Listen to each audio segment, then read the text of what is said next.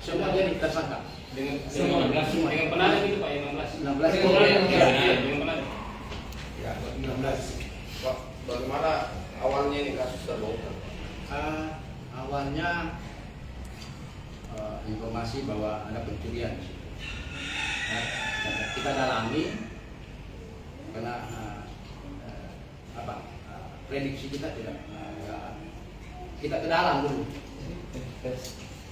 Bahwa kemungkinan pelaku dari dalam, makanya kita cari-cari informasi. Ada Pak ini yang pernah menjual di sini.